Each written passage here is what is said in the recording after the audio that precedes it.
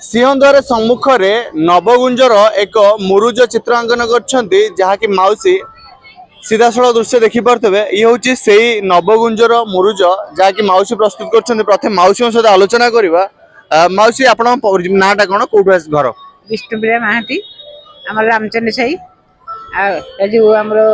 कलाश रामचंद्र साई आम घर कर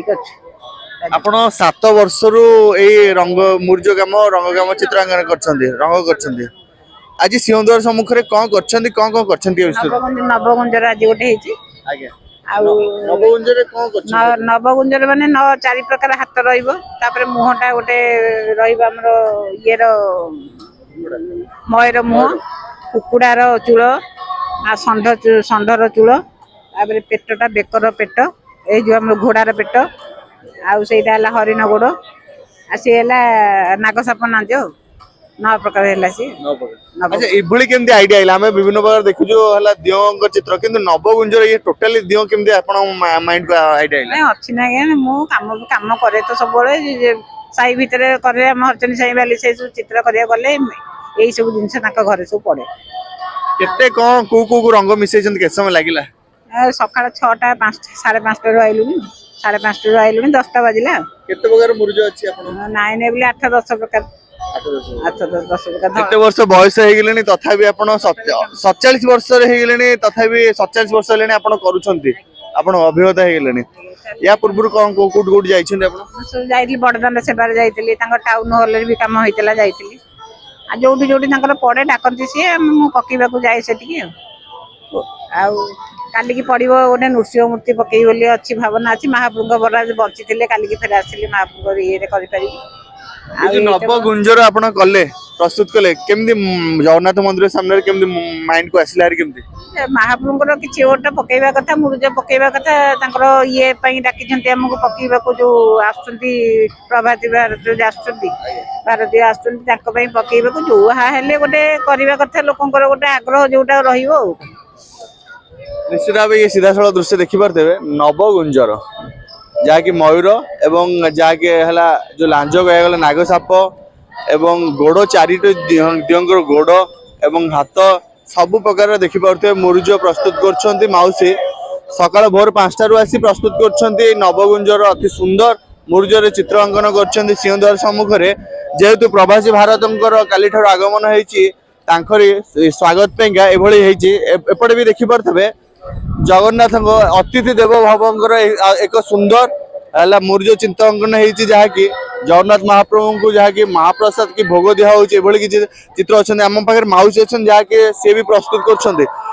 माउसी आप नाटा कौन आप कौट आसते प्रधान